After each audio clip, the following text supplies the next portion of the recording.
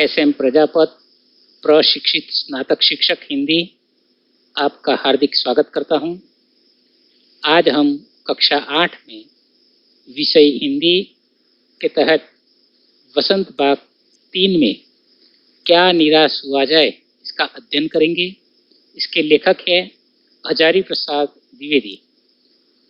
पुनः मैं आपका हार्दिक स्वागत करता हूं।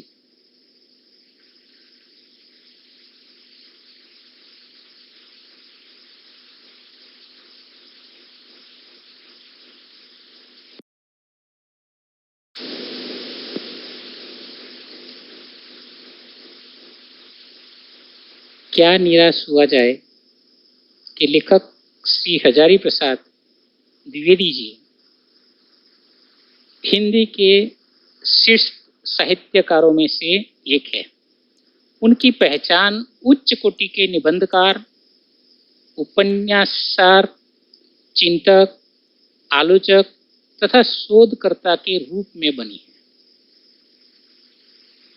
उनका जन्म एक विद्वान ब्राह्मण परिवार में जिला बलिया के दुबे का छपरा नामक गांव में सन 1907 ईस्वी में हुआ था। उनके पिता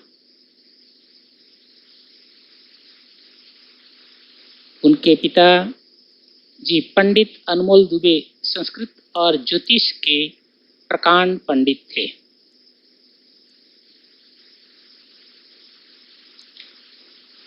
वे पारिवारिक परंपरा के अनुसार द्विवेदी जी ने संस्कृत का अध्ययन किया और फिर बाद में काशी हिंदू विश्वविद्यालय से ज्योतिषाचार्य की उपाधि प्राप्त की। वर्ष 1930 में हिंदी के प्राध्यापक के रूप में शांति निकेतन पहुंचे। वहां रविंद्रनाथ टैगोर के संपर्क में आने पर उनमें नए मानवतावाद के प्रति आस्था उत्पन्न हुई, जिसने उनके विचारों को गतिशीलता प्रदान की। यही रहकर उनमें जीवन दर्शन का विकास हुआ, जो उनके लेखन की नींव बना। इसके बाद द्विवेदी जी ने काशी हिंदू विश्वविद्यालय और पंजाब विश्वविद्यालय में हिंदी विभाग का कार्यभार संभाला। यहाँ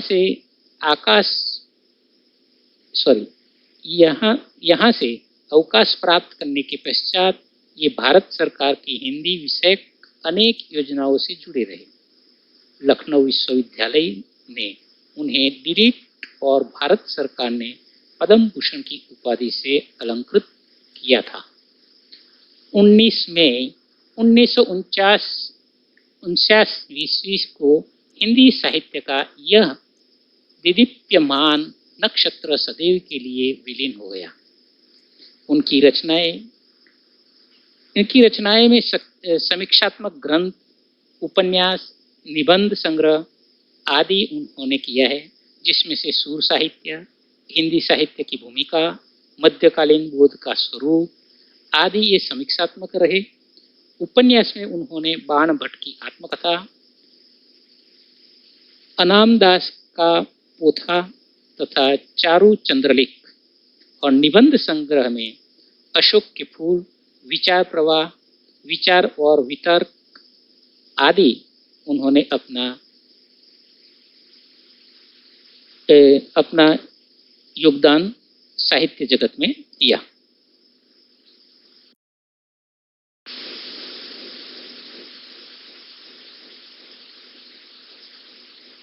हजारी प्रसाद द्विवेदी जी द्वारा लिखित क्या निराश हुआ जाए एक श्रेष्ठ निबंध है। इस पाठ के द्वारा लेखक देश में उपजी सामाजिक बुराइयों के साथ साथ अच्छाइयों को भी उजागर करने के लिए कहते हैं। वे कहते हैं, समाचार पत्रों को पढ़कर लगता है सच्चाई और ईमानदारी खत्म हो गई है। आज आदमी गुणी कम और दोषी अधिक दिख रहा है। आज लोगों की सच्चाई से आस्था डिगने लगी है। लेखक कहते हैं कि लोभ, मोह, काम, क्रोध आदि को शक्तिमान कर हार नहीं माननी चाहिए। लेखक आगे कहता है कि हमें किसी के हाथ की कठपुतली नहीं बनना चाहिए। कानून और धर्म अलग अलग है, परंतु कुछ लोग कानून को धर्म से बड़ा मानते हैं समाज में कुछ लोग ऐसे हैं जो बुराई को रस देकर बताते हैं। बुराई में रस लेना बुरी बात है। लेखक के अनुसार सच्चाई आज भी दुनिया में है। इसके कई उदाहरण उन्होंने पाठ में दिया है।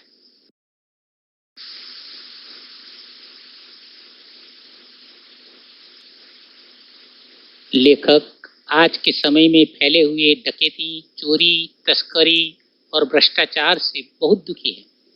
आजकल का नया पत्र आदमी को आदमी पर विश्वास करने से रोकता है। लेखक के अनुसार जो स्वतंत्र भारत का स्वप्न गांधी, तिलक, टैगोर ने देखा था कि यह भारत अब उनके स्वप्नों का भारत नहीं है। आज के समय में ईमानदारी से काम करने वाले भूखे रह रहे हैं और धोखाधड़ी करने वाले राज कर रहे हैं।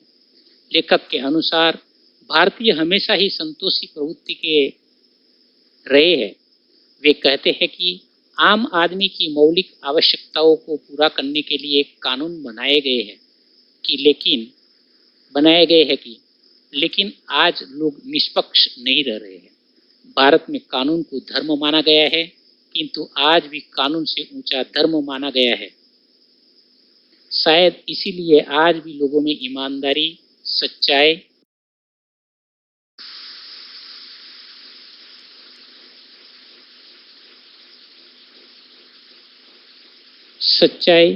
लेखक का मानना है कि आजकल के माहौल में ईमानदारी, सच्चाई, मेहनत आदि को बेबसी तथा विवशता समझा जाने लगा है।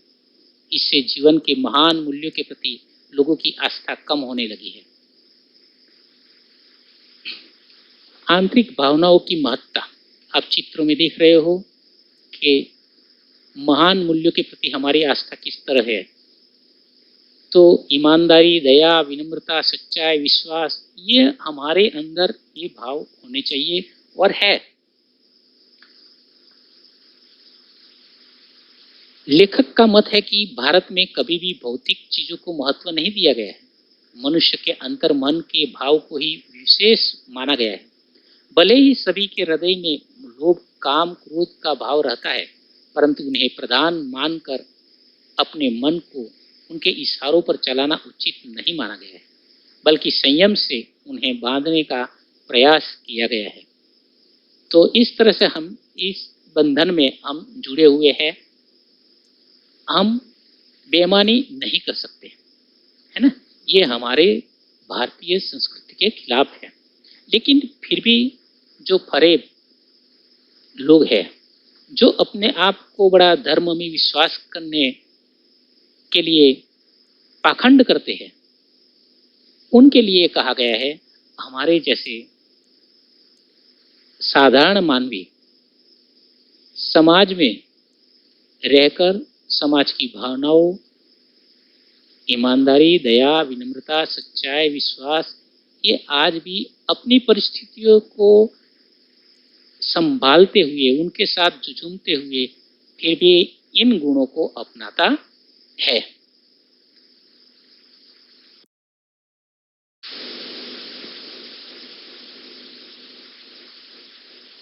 लोगों का स्वार्थी होना, देखिए जैसे कृषि है, उद्योग है, कृषि प्रधान है, शिक्षा है, स्वास्थ्य है, ऐसे बहुत सारे क्षेत्र है। हम जो दरिद्र जन, ये हमारा किसी न किसी प्रकार से स्वार्थ जुड़ा हुआ रहता है। जैसे लेखक का मत है कि भारत में कभी भी भौतिक चीजों को महत्व नहीं दिया गया है। मनुष्य के अंतर मन के भाव को ही विशेष माना गया है। भले ही सभी के हृदय में लोभ, काम, क्रोध का भाव रहता है, परंतु उन्हें प्रधान मानकर अपने मन को उनके इशारों पर चलाना उचित नहीं माना गया है, बल्कि संयम से उन्हें बांधने का प्रयास किया गया है। किंतु कुछ स्वार्थी लोगों के कारण यह योजनाएं सफल नहीं हो पाती है और निर्धन लोग इन सुख सुविधाओं से वंचित रह जाते हैं। यानी सरकार के द्वारा बहुत सारी योजनाएं लागू की गई है, लेकिन इन योजनाओं का फायदा केवल जो धनिक लोग हैं, है ना, वो किसी भी प्रकार से अपना उल्लू सीधा करके उन योजनाओं का लाभ ले लेते हैं। लेकिन वास्तव में जो हमारे समाज में दरिद्र जो है, निम्न है, गरीब है, उन्हें ये सुविधा मिलनी चाहिए, लेकिन वो सुविधाएं उन तक पहुंचती नहीं है और इन्हें वो स्वार्थी लोग उन तक ये पहुंचने भी नहीं देते, दिखाते नहीं है, बताते भी नहीं है और उन्हें लाभ किस तरह से हासिल करना है ये भी बताते नहीं है, खुद हासिल करते हैं और किसी को बताते नहीं है। तो ये हमारी लोगों का स्वार्थी होना इस तरह से दिखाई देता है।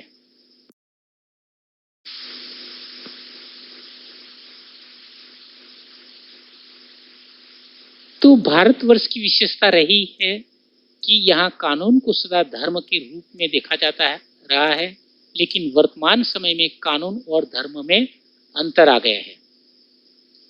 लोग मानने लगे हैं कि धर्म को धोखा नहीं दिया जा सकता, लेकिन कानून को दिया जा सकता है। यही कारण है कि लोग धर्म से तो डरते हैं, किंतु कानून से नहीं। लेखक आगे कहता है कि ऊपर से भले ही चाहे कोई कुछ भी कहे, परंतु धर्म सदा कानून से बढ़ा ही रहा है। अब भी सेवा, ईमानदारी, सच्चाई और आध्यात्मिकता के मूल्यों का महत्व बना हुआ है। वह दब गए हैं परंतु नष्ट नहीं हुए हैं। अब लेखक के जीवन की मानवीय भावनाओं से प्रेरित घटनाओं के बारे में बताते हैं कि समाज में आज भी अच्छाइयाँ मिटी नहीं है। ऐसी एक घटना यहाँ पर दिखाते हैं। एक बार रेलवे स्टेशन पर टिकट लेते हुए लेखक ने गलती से 10 रुपये की जगह 100 रुपये का नोट पकड़ा दिया और जल्दी से डिब्बे में आकर बैठ गया था।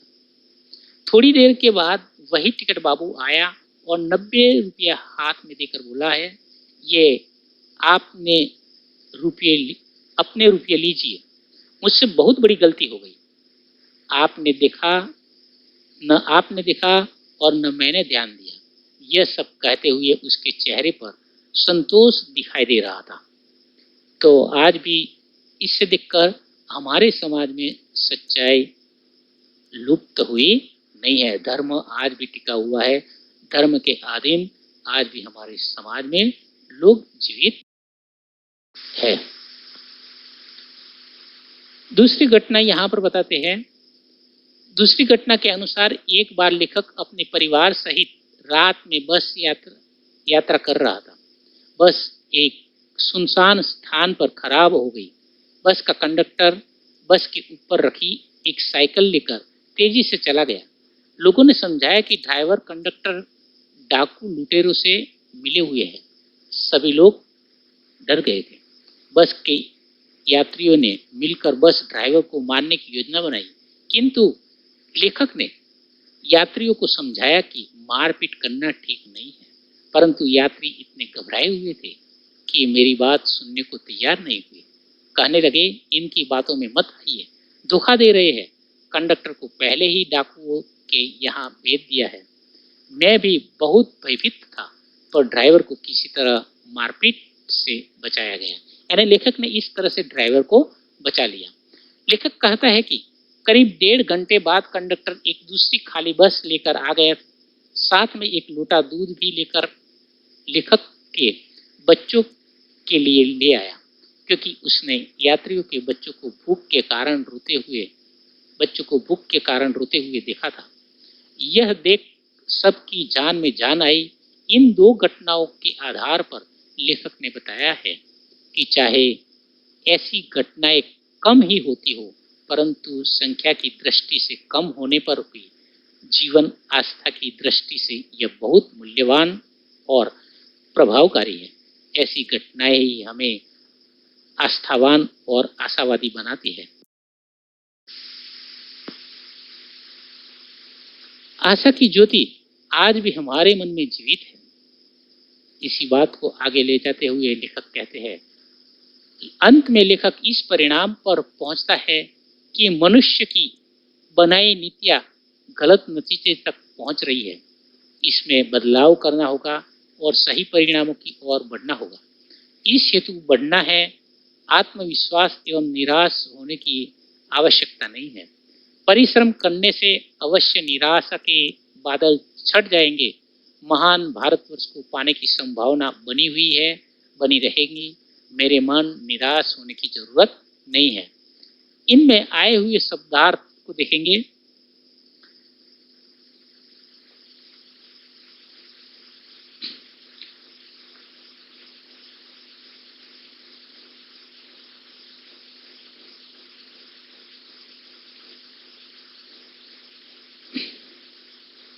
इसीलिए आशा की ज्योति बनी रही है। इसी के संदर्भ में एक बात कहना चाहता हूं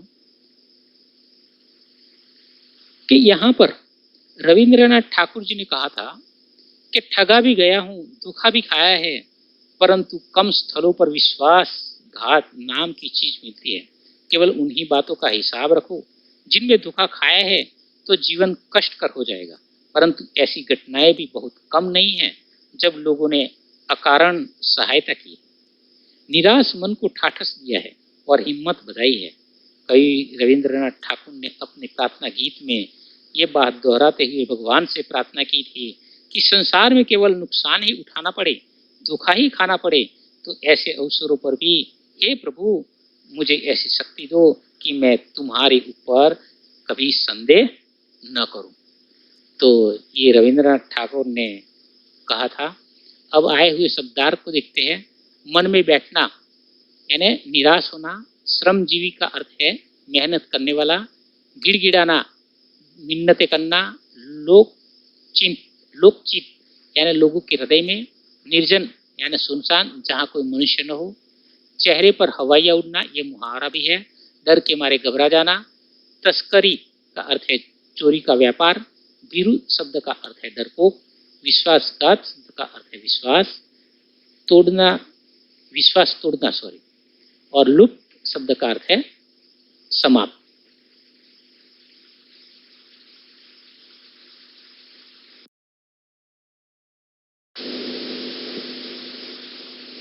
जो हमने आज क्या निराश हुआ जाए इस पाठ का जो अध्ययन किया, इन पाठ का अध्ययन में कुछ प्रश्न है जो आपको गृह कार्य के रूप में दिया जा रहा है। आप अपनी गृह कार्य कॉपी में अंकित कीजिए। प्रश्न पहला, किन घटनाओं के आधार पर लेखक को यह लगा कि मनुष्यता अभी समाप्त नहीं हुई है? लेखक कंडक्टर के चरित्र से क्यों प्रभावित हुआ? इनमें कई त्रुटियां भी है। मैंने जितना हो सके उतना यहाँ पर स्पष्ट करना चाहा हुआ है, फिर भी कुछ कमी रह गई हो सकती है, मैं क्षमा चाहता हूँ। अगर कुछ आपको लगे तो मेरे ईमेल और दूरभाष पर संपर्क कर सकते हो या अपने प्रश्न कमेंट बॉक्स में भी अंकित कर सकते हो। धन्यवाद।